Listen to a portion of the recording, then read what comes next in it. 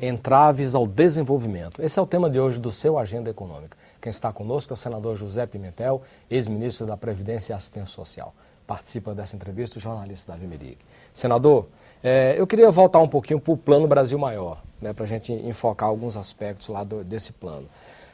O plano, parece que a grande preocupação dele foi dar uma certa compensação contra o risco de desindustrialização do Brasil. Que há uma visível perda de competitividade por parte das empresas industriais exportadoras no Brasil, isso, segundo os próprios empresários, provocado principalmente pela taxa de câmbio, né, que o dólar derretendo, um real extremamente valorizado, prejudica as exportações brasileiras, e o Plano Brasil Maior, de certo modo, tentou fazer uma compensação disso. Quer dizer, como é que o senhor encara essa questão do risco da desindustrialização no Brasil? Isso é um fato. Se o Brasil não agir, a tendência cada vez mais é de que a nossa indústria fique menos competitiva. No que diz respeito à competência da União, ela está tomando uma série de medidas para esse estímulo, tanto para a indústria nacional como para o setor exportador. Quer ver um exemplo? O setor da construção civil é um dos setores que hoje mais alavanca a indústria nesse setor e gera emprego. E aí, com o programa Minha Casa Minha Vida, que vem mais 2 milhões de moradias na agenda, esse programa estende o incentivo fiscal em mais de 40 itens até 2012. Ou seja, quase a compra dos insumos básicos para a construção civil continua com imposto zero. E aí tem toda uma rede nesse setor. Se você vai para o setor têxtil, para o setor calçadista, que estava sendo asfixiado, está sendo eliminado pela concorrência, vem essa redução nos custos. E, ao mesmo tempo, a necessidade da inovação e crédito. Eu acho que é o ponto que falta ainda nós termos. O Estado Nacional ter um olhar diferenciado é para o crédito, porque o custo do dinheiro está muito alto. É verdade que para a compra de equipamentos e de máquinas, a taxa de juros é extremamente subsidiada, mas nós precisamos para os outros setores. E temos uma política de exportação de commodities, foi uma definição do Estado Nacional para poder agregar na sua balança comercial e agora precisamos dar um passo a mais, ou seja, passar a vender produtos semi-acabados ou semi-industrializados ou industrializados para agregar valor. Para isso, o Brasil passou a abrir várias embaixadas nas chamadas nações de menor poder competitivo e de mais compra. Se você observar de 2007 para cá, o Brasil tem aberto um conjunto de embaixadas em países que até então não tinham nenhuma relação cultural, política e econômica com o Brasil. E o objetivo é exatamente abrir mercado nessas nações em que tem uma indústria menor do que a nossa e que pode comprar muito. É bom lembrar que a China também está com a mesma política para essas nações de menor porte. E estamos fazendo isso também, porque as economias centrais estão numa crise violenta, o mercado como o europeu, os Estados Unidos, que terminavam sendo compradores do Brasil, como a possibilidade de vender para eles é mínima, seja por conta da dificuldade que eles estão tendo, seja por conta da competitividade, nós estamos dirigindo as nossas ações para esses setores. Para ter uma ideia, em 2003, toda a balança comercial brasileira somou 59 bilhões de dólares. Nesse 2011, deverá ultrapassar 250 bilhões de dólares a mesma balança comercial. São os mesmos empresários. Você falou o fluxo de comércio, né? Só venda, só exportação. Senador, vamos para alguns fantasmas. Portanto, eu sei, mas só lembrando que mesmo com a nossa indústria, com esses problemas, e particularmente o setor de commodities, nós temos aumentado muito. Agora, nós precisamos agregar valor. E para agregar valor é transformar em produto acabado para que a gente possa efetivamente ter maior resultado para a nossa economia. Sim, mas tudo isso está muito ligado a um fantasma que vai se criando. Antes se dizem que todas as águas correm para o mar, né? Hoje dizem que todas as economias correm para a China. Então, recentemente nós tivemos uma grita geral do empresariado sobre práticas de dumping, além dos processos da China, de um Estado muito centralizado, onde não se cumprem algumas regras que se cumprem na livre economia no Brasil e Estados Unidos, lá não se cumpre, né? E tal. teria também um problema de dumping, ou seja, o Brasil tem algumas regras no comércio com a China, mas essas regras estariam sendo burladas a partir de produtos chineses que iriam para outros países de lá, reexportados para cá, inclusive tendo empresário brasileiro nisso. Aí a gente tem uns números que nós teríamos 130 investigadores hoje, investigadores comerciais, que nós vamos para 120 investigadores comerciais. Como que o senhor analisa essa questão do dumping? E essa estrutura de investigadores da defesa comercial não é um número muito pequeno, de 30 já é muito pequeno, e para 120 não é um número ainda pequeno? Nós estamos reaparelhando o Estado Nacional. Nós tivemos um período na década de 80 e 90, que era a tese do Estado neoliberal, o Estado mínimo, sem estrutura. Se você parar para refletir, a Justiça Federal, que é onde esses processos tramitam, tinha, até 2003, algo em torno de 100 varas federais em todo o Brasil. Em novembro de 2003, o presidente Lula autorizou instalar mais 183 varas federais. E em 2009, autorizou mais 230 varas federais no Brasil. Para quê? Para dar agilidade. E grande parte desse processo foi para o interior do Brasil. O nosso Ceará, por exemplo, todas as varas da Justiça Federal eram na capital. Ele instalou 7 no interior do Ceará. Agora estão indo mais outras. Cada vara federal dessa tem 2 juízes, um titular e um suplente. Então ele triplicou a quantidade de juízes federais no Brasil. Cada vara dessa tem 2 procuradores da República. Ele triplicou a quantidade de procuradores da República.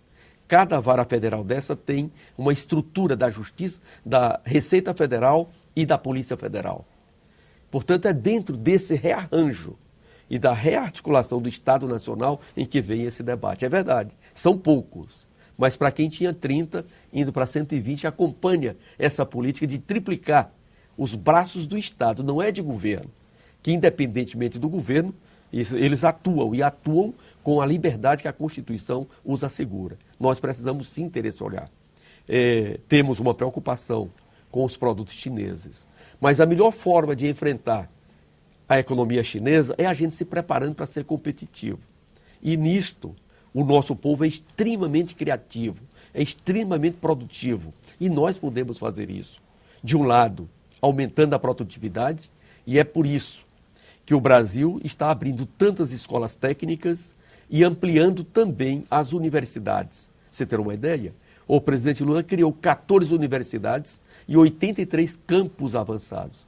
A presidenta Dilma terminou de autorizar 4 universidades, todas na região norte e nordeste, que é exatamente onde necessita uma presença maior, e autorizou 17 campos avançados. No caso do Ceará, nós recebemos mais uma universidade no Cariri e 5 campos avançados. E, ao mesmo tempo, estimulando o ensino privado para que possa ter competitividade. Dentro do programa Brasil Maior, e essa necessidade de ter uma mão de obra mais qualificada, ela cria essa política de bolsa de estudo no exterior, para pegar os melhores alunos do Brasil e levá-los a se formar, a se capacitar, a se qualificar para inovar e, com isso, criar as condições para que a nossa indústria possa ser competitiva. Das 100 mil vagas, 75 mil será custeada pelo Tesouro Nacional e junto ao empresariado privado brasileiro, nós queremos que eles viabilizem mais 25 mil vagas, totalizando 100 mil. E quem são esses alunos? São aqueles que tiverem nota 100 no Enem. Ou seja, todos os que tiverem nota 100 nas provas do Enem são habilitados para esse processo. Querendo ir, o Estado Nacional garante a sua ida para poder estudar, ter conhecimento e trazer as inovações para o Brasil. É evidente que nós também precisamos ter um outro olhar, que é a questão da fiscalização. Nós sabemos que o Brasil tomou uma série de medidas para dificultar a chegada dessas mercadorias, mas nós temos parcerias internacionais que terminam burlando essa forma de fazer. E aí, a saída são os acordos bilaterais ou multilaterais para que a gente possa fechar. Não é fácil, mas temos que enfrentar. Senador, vamos enfocar a questão da inovação um pouco mais de perto. No programa Brasil Maior, também foi aberto um crédito de 2 bilhões de reais do BNDES à financiadora de estudos de projeto, a FINEP, para ampliação da carteira de inovação da instituição. O BNDES também estará reforçando as linhas de financiamento para investimentos, com mais 6,7 bilhões de reais. As micro e pequenas empresas vão pagar de 6,5% de juros e as grandes empresas 8,7% ao ano. Quer dizer, essa medida é suficiente para você ativar de fato a inovação no país? Eu diria que é um pouco de oxigênio nesse mundo competitivo e que o custo do dinheiro era muito alto. Esse crédito não tem correção monetária e a nossa taxa de juros nesse 2011 deverá ficar na casa de 6,5%, essa é a previsão, e aí em seguida trabalhar para vir para a meta de 4,5%.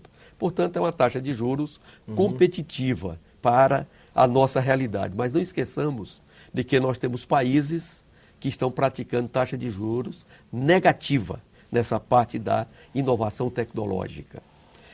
Desses 5.359.000 micro e pequenas empresas, eu diria que é aqui onde mais necessita de inovação tecnológica. E o SEBRAE, que é o grande parceiro nesse processo, também está desenvolvendo uma série de parcerias, uma série de convênios, principalmente com os institutos federais de tecnologia, as chamadas antigas escolas técnicas federais, que é assim que eu chamo da minha época, lá da década de 70, década de 60, 80, como elas tinham esse nome, estão sendo os grandes parceiros. Quer ver um exemplo?